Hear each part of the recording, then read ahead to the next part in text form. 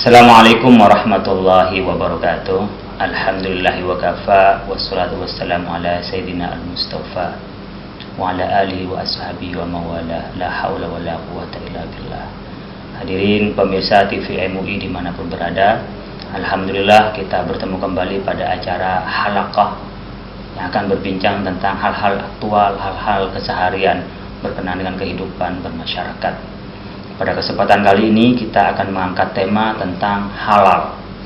Halal baik itu berupa makanan, halal baik berupa itu adalah perbuatan, halal berupa tindakan-tindakan yang akan kita lakukan. Pada kesempatan kali ini kita sebagaimana biasa mengundang tamu kita. Yang pertama adalah Bapak Dr. Thabib Al-Azhar. Assalamualaikum. Waalaikumsalam warahmatullahi wabarakatuh. Beliau ini doktor di bidang Islam dan psikologi yang nanti akan membahas tentang bagaimana efek atau pengaruh positif atau negatif dari hal-hal yang halal kepada diri kita dan lingkungan kita. Yang kedua juga kita mengundang sebagaimana tamu biasa kita, Bapak Ahmad Zubaidi MA. Assalamualaikum. Waalaikumsalam warahmatullahi wabarakatuh. Pak Ahmad Zubaidi ini sedang menyelesaikan doktor dan spesial di bidang Islam dan sosiologi. Para pemirsa sekalian, ketika kita bicara halal dan haram, pada dasarnya ketika kita bicara agama Islam maka ada pada ranah halal dan haram. Karena haram itulah yang tidak diperbolehkan oleh agama dan halal itu yang diperbolehkan. Yang diperbolehkan bisa saja menjadi wajib, bisa juga menjadi sunnah, bisa juga jadi mubah. Tapi yang diharamkan, yang tidak diperbolehkan, bisa saja itu berupa haram, bisa juga berupa makruh. Nah, kita akan bicara bagaimana sebenarnya ketika kita berbuat haram dan apa efeknya pada diri kita dan terhadap lingkungan kita. Termasuk juga bagaimana kalau kita berbuat halal, efeknya kepada diri kita dan pada lingkungan kita. Islam sudah menjelaskan bahwa halal dan haram itu adalah hal yang pokok dalam ajaran Islam. Pak Thabib mungkin bisa menggambarkan sebenarnya orang-orang yang berbuat haram. Kalau bahasa kita mungkin berbuat salah ya. Apa yang dirasakan dari orang yang berbuat salah itu. Sehingga kalau kita bicara makanan atau bicara hal-hal yang dikonsumsi dalam Islam, itu yang sangat detail diceritakan berkenaan dengan hal-hal yang haram ya. Yang halal itu kan lebih banyak. Mungkin secara psikologi Pak Thabib bisa menjelaskan ini. Jadi begini Pak Holil, saya mencoba ingin menjelaskan dulu soal makanan dulu ya, makanan minuman, karena ini yang kita bisa ukur ya. Pertama bahwa apa hubungannya makanan dengan psikologi atau minuman berhubungan dengan psikologi. Seperti kita ketahui, dalam tubuh kita itu terdapat sel-sel tubuh yang mengandung unsur-unsur kimia, di mana unsur-unsur kimia ini ada persis seperti yang ada di dalam apa yang kita makan ya. Sehingga orang bisa mengatakan apa yang Anda makan itulah Anda. Nah, oleh karena itu maka ada istilah untuk mengetahui karakter seseorang itu bisa dilihat dari apa yang dia makan. Nah, itu orang yang biasa makan di junk food itu juga bisa kita ketahui ini pasti kehidupan orang-orang sekarang instan. Orang yang mungkin suka makan tradisional ya, kayak seperti jengkol atau apa, itu juga bisa dibaca, oh ya tradisinya seperti itu. Artinya dari sisi sini kita bisa melihat bahwa ada hubungan langsung antara apa yang kita makan dengan perilaku, sikap, dan barangkali termasuk keyakinan. Karakter ya, jadi makanan itu bisa membuat klasifikasi karakter seseorang. Betul. Nah, kita bisa melihat umpamanya di dalam ayat Al-Quran itu kan disebutkan a'udzubillahi minasyaitonir rajim, hurimat 'alaikumul maitatu wa damu wa lahmul khinziri wa ma uhilla bihi li ghairillah wa lahmul khaniqat. Di situ mungkin ambil contoh tentang khinzir ya, tentang babi. Ternyata di babi ini ada anatomi tubuh yang mirip dengan kita. Dan babi ini perilakunya jelek. Nah, kalau kita mengkonsumsi babi itu kan ada efek ya, ada penularan yang lebih cepat karena ada keserasian di dalam anatomi. Nah, mungkin ini Pak Zubaidi bisa menjelaskan. Allah menyebutkan beberapa item-item tentang haram ini, tetapi tidak menjelaskan tentang item-item yang halal. Berarti kan lebih banyak yang halal. Betul. Makna filosofinya sebenarnya seperti apa ini? Ya, ini menjelaskan bahwa sesungguhnya Allah Subhanahu wa taala lebih banyak memberikan yang halal daripada yang haram ya. Yang haram itu sedikit. Karena itu di dalam Quran maupun dalam hadis itu disebutkan hal yang haram yang spesifik itu. Tadi dalam Al-Quran ada hurimat alaikumul maitah, ya diharamkan bangkai, wadam, darah, walahul khinzir, ya dari binatang-binatang yang tidak disembelih atas nama Allah Subhanahu wa taala. Ya, itu kan dijelaskan di sana. Kemudian di dalam hadis juga dijelaskan namanya binatang yang bertaring atau burung yang punya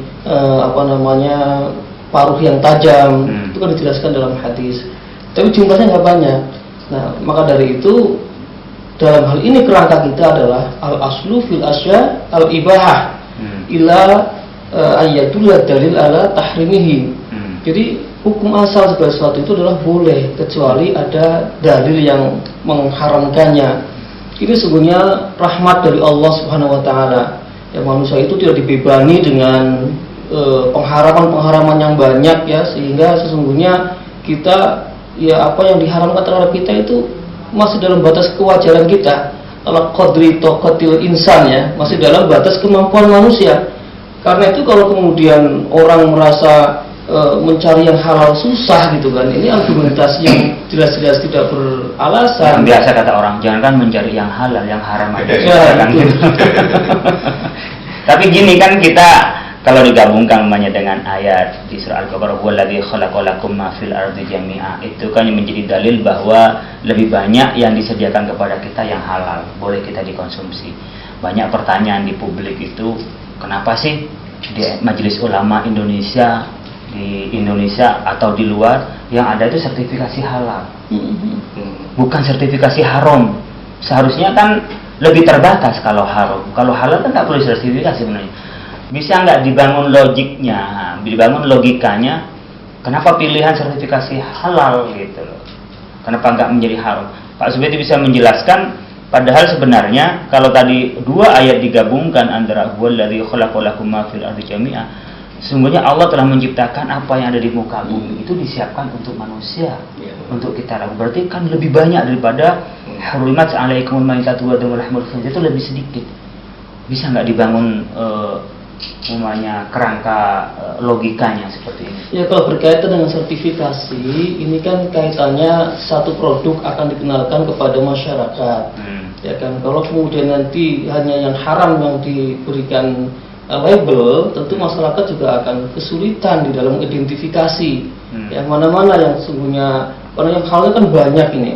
Ya, sementara ini butuh penjelasan, masyarakat butuh kepastian dari MUI. Nah, ini saya pikir hanya teknis saja sebenarnya, hanya teknis saja, karena memang yang halal itu banyak dan ini produk dari suatu pabrik, suatu industri. Nah, makin harus jelaskan ke masyarakat produknya ini produk halal atau haram begitu. Mungkin karena pencampuran yang banyak ya. Jadi ada industri yang sekarang sulit mengidentifikasi. Jadi kalau anjing tidak semata-mata anjing, tapi sekarang ada gelatin, ada minyaknya, turunannya ini, yang ini menjadi penyedap.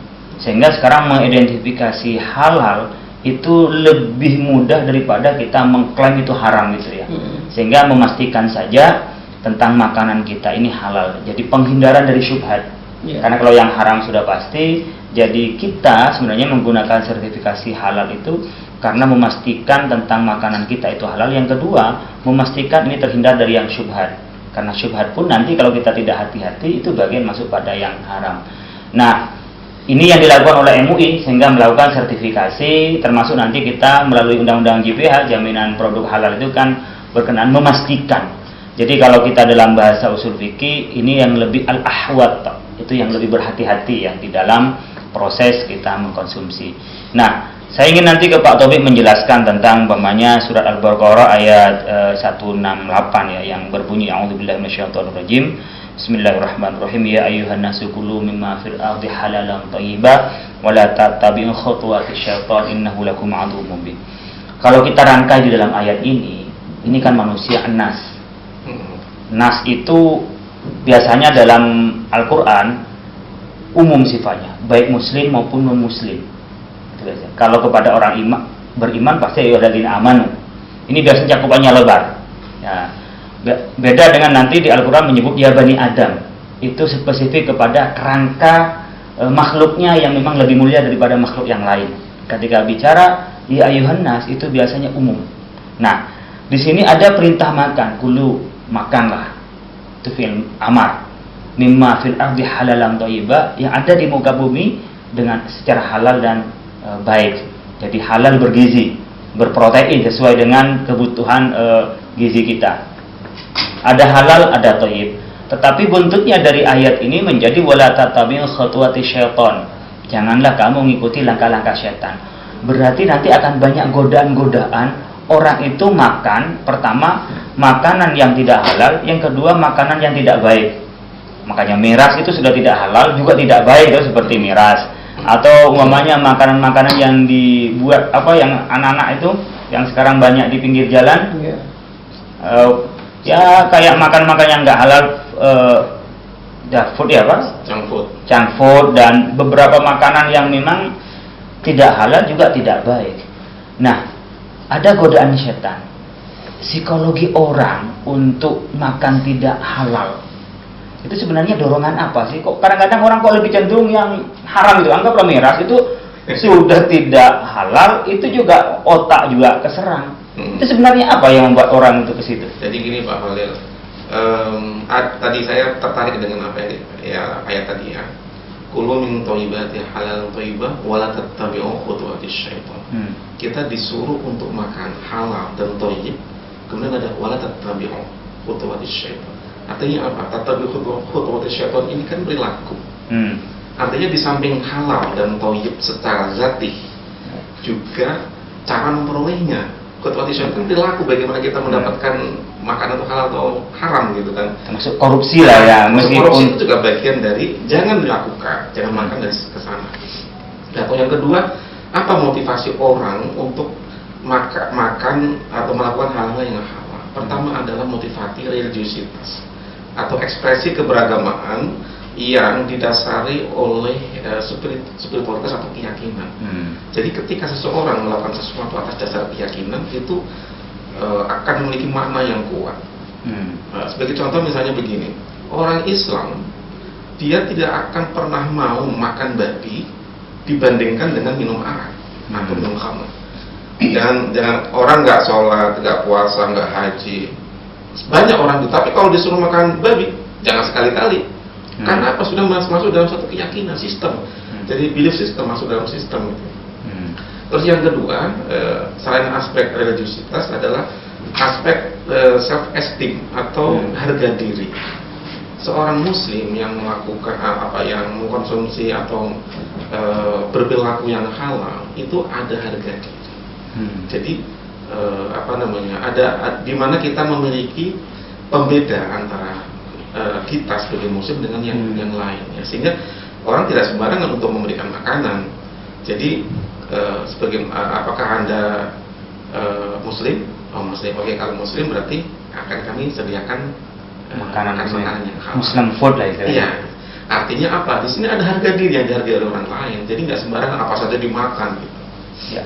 Jadi ada proses seleksi ya, secara psikologi ketika kita makan itu ada proses seleksi apa yang boleh masuk di dalam tubuh kita. Karena kita akan tumbuh dari makanan yang masuk pada kita. Maka ketika hadis Nabi menyebutkan kullu lahmin nabata minal haram fannaru aula bihi. Jadi kalau satu tubuh kita, daging kita itu tumbuh dari makanan haram, maka neraka itu yang lebih utama bagi kita. Mungkin kita maknain neraka orang setelah mati ya, orang sebagian ya. Jadi an-nar itu api kan, tapi orang makanya neraka. Orang berpikirnya kalau sudah mati. Padahal juga bisa dilihat Pak Tabib, ada nggak efeknya umpamanya orang yang makanan haram sehingga berefek pada keluarga tidak harmonis, atau ada disharmoni dengan lingkungan, ada watak-watak yang keluar itu tidak sesuai lah dengan kondisi lingkungan. Itu kan nar juga menjadi membuat panas, betul. Membuat onar lah kan. Nar kan bisa membuat onar kan, seperti itu. Ya, jadi makna dari neraka tidak selalu dimaknai tentang api yang ada di akhirat nanti. Bisa juga diterjemahkan secara kontekstual terkait dengan sifat atau kecemasan-kecemasan batin, kecemasan jiwa. pada saat dimana dia setelah mengkonsumsi makanan yang haram. Bisa kita bayangkan ada kawan atau orang yang makan, tapi tidak tahu bahwa itu adalah makan babi. Tapi perasaan itu apa? Dia muntah langsung saat itu juga langsung muntah. Itu mencerminkan bahwa ada sesuatu yang bertentangan dengan keyakinan dia, yang sehingga mengakibatkan atau perasaan merasa bersalah, merasa berdosa, gitu ya. Sehingga makanya orang yang melakukan korupsi itu pasti ada kecemasan. Satu, kecemasan ketika nanti diketahui secara hukum, ya, penegak hukum. Yang kedua, kecemasan ketika nanti menghadapi di akhirat. Dari kecemasan itulah nanti muncul depresi. Cuma saya kepengen motong Pak Taufik berkenaan dengan merasa bersalah ya. Suatu saat saya pernah ingin ikuti short course di Inggris. Saya lewat lewat Perancis. Dari Perancis ke Leeds University itu saya naik pesawat. Dan di sana dikasih hidangan karena cuma 1 jam roti. Nah, sebagian rombongan lainnya lewat Heathrow. Jadi dari Hong Kong langsung ke Heathrow baru ke Leeds. Yang dari Heathrow ini nggak kebagian roti yang ada babinya ini, yang tulisan bacon. Nah, teman saya yang dari Prancis ke Inggris ini makan yang ada baconnya. Mbak di bawah, kok enak banget ya katanya. Cerita sama temennya yang lewat Heathrow. Dia bilang apa? Makan apa kamu? Saya makan babi, tapi kan saya nggak sengaja, jadi nggak dosa. Ya Allah, saya pengen makan tanpa terasa seperti itu. Jadi bukan muntah dia, tapi ingin merasakan makanan babi, tapi dia tidak berdosa. Artinya ada keinginan seseorang, yang saya ingin sampaikan, ada keinginan orang itu ingin melanggar gitu loh. Ini kok dilarang sih, kok penasaran saya dilarang. Jangan-jangan enak gitu loh. Ketika temannya makan dan temannya itu merasa nyaman dengan makanan itu, lalu enak dengan makanan itu, saya sebenarnya kepengen makan, cuman takut dosa saja. Ini sebenarnya psikologi seperti ini kan bertolak belakang dengan tadi orang makan nggak merasa nggak tahu kalau itu babi, setelah tahu babi dia muntah. Tapi ini ada orang, saya pengen makan tanpa sengaja gitu. Iya. Tapi itu ada perlu kesadaran juga. Di akhir itu orang yang melakukan kesalahan meskipun tidak sengaja kan kita harus kembali. Karena apa? Ada ikatan spirit di dalam kita itu ada spirit. Kita akan ingin apa yang kita masukkan dalam perut kita, di dalam tubuh kita itu ada aliran yang halal. Ketika kita sudah menikmati, kita tahu, ya kita kembali lagi. Saya kira normalnya kita kembali gitu. Kalau kemudian dia bilang bahwa saya menikmati dan dia happy, saya kira ya saya agak ragu dengan atau iman ya. Karena tadi ada penanaman nilai-nilai di alam bawah sadar. Ketika orang dari kecil sudah ditanamkan bahwa yang namanya babi itu haram, ya kan, maka akan tertanam dalam dirinya. Dia akan berusaha kalau memang ini babi, walaupun mungkin bukan, ini babi loh, kalau bukan, dia akan menghindari itu. Dan mungkin tadi betul ada yang sampai kepingin muntah dan segala macam, karena sudah ada penanaman di alam bawah sadarnya, semacam menghipnotis diri ya. Ya, terlepas dari itu mungkin bagian dari ketaatannya, tapi itu sangat berpengaruh. Tapi kan ada ini mungkin pikiran orang ya, tadi yang membuat makanan itu tergantung kepada akan mencetak terhadap karakter seseorang. Maka dalam Al-Qur'an disebutkan falyabudu rabb hadzal bait, ya kan? Di dalam ayat itu alladzi at'amahum min ju' wa amanahum min khauf. Di situ ada perintah falyabudu, hendaklah engkau menyembah rabb hadzal bait, Tuhannya Baitullah, yaitu Allah Subhanahu wa taala. Ini alasannya dua, alladzi at'amahum min ju', memberi makan ya, dari kelaparan itu, wa amanahum min khauf, ini aspek dari safety, keamanan itu. Nah, ini kan ada runtutannya. Orang itu akan mengikuti pola makannya dan juga cara mendapatkan makannya. Cara mendapatkan makan itu akan membuat kita bisa melihat orang akan menyembah kepada orang yang memberi makan. Jadi kalau dia menggantungkan makanan kepada bosnya, menggantungkan rezekinya kepada tempat kerjanya, maka dia akan menyembah-nyembah tempat itu. Tapi kalau kita makannya itu merasa ini diberi oleh Allah, kerjaan ini hanya perantara, maka kita hanya mewajibkan diri untuk loyal untuk bekerja itu, tapi tetap kita tidak ada ketakutan tetap kepada Allah.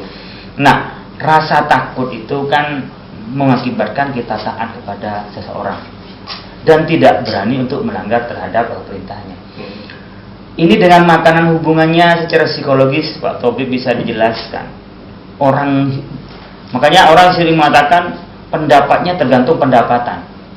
Jadi kalau pendapatannya dia independen, maka dia pendapatnya independen. Ya. Tapi kalau pendapatannya tergantung pada pemberian seseorang, maka pendapatnya pun juga pasti melihat bagaimana bisa disenangi seseorang. Ya. Kaitan ini sebenarnya makan dan pikiran, akal dan itikad ini dan keyakinan secara psikologi seperti apa? Ya, mungkin perlu juga untuk dipahami tujuan kita makan itu untuk apa sih? Jangan-jangan kita itu hidup untuk makan atau makan untuk hidup.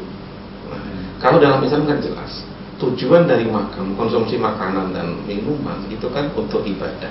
Makanya kan Nabi mengatakan nahnu qaumun la na'kulu hatta najua wa akalna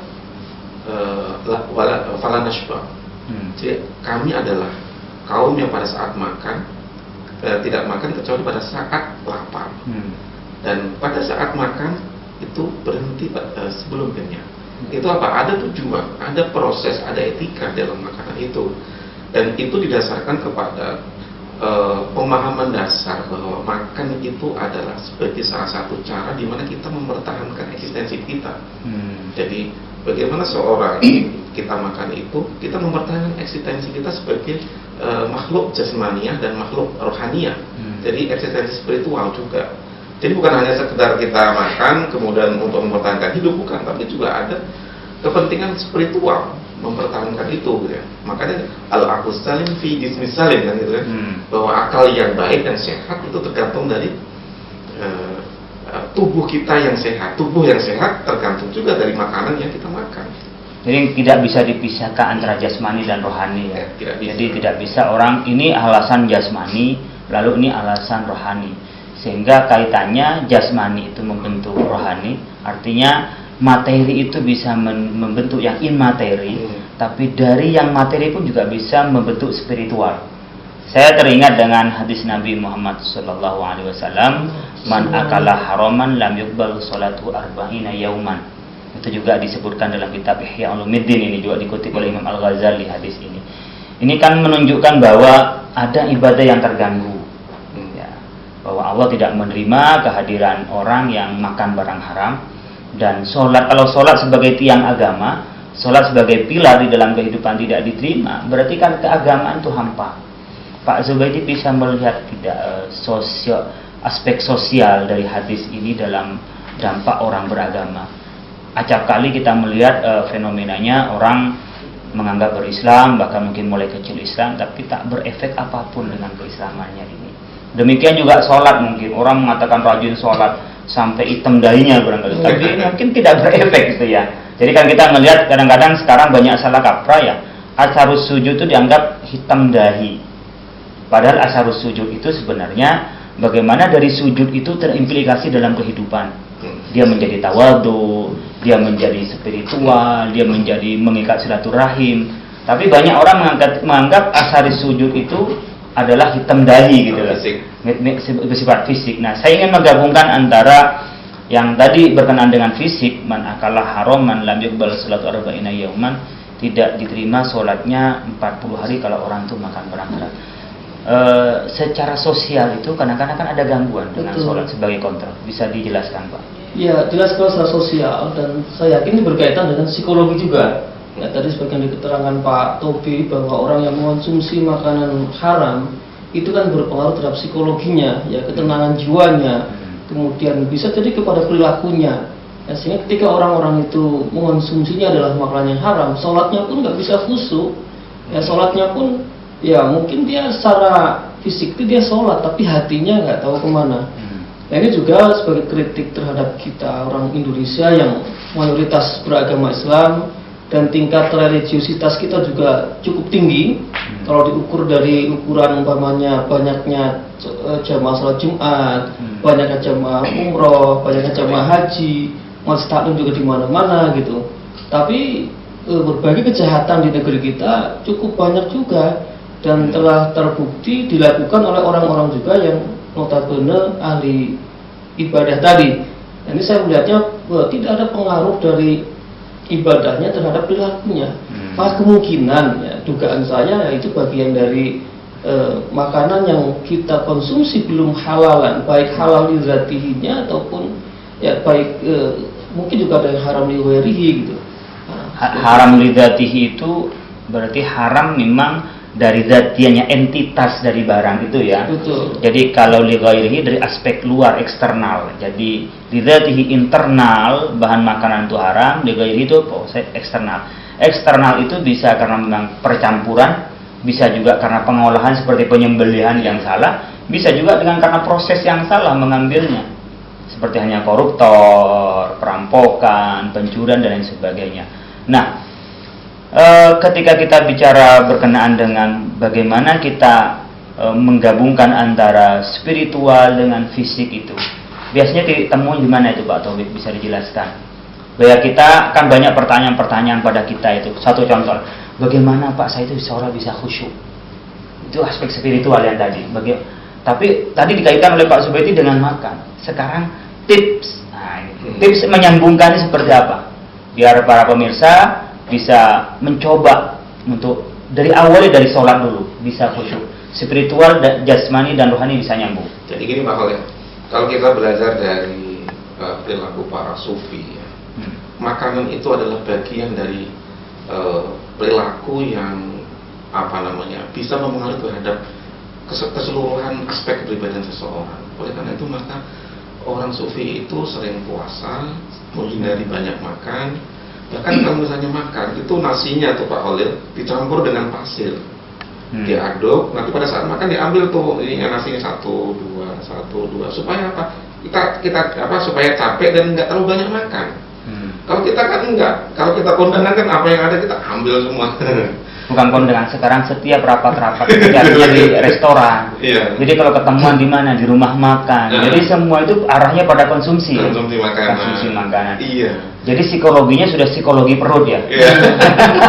Oleh karena itu maka Betul. untuk menjadikan kita bisa bersatu antara aspek jasmani dan aspek rohani itu, maka makan ini juga harus kita maknai sebagai suatu perilaku yang mengarah pada aspek spiritual, bukan hanya murni jasmani.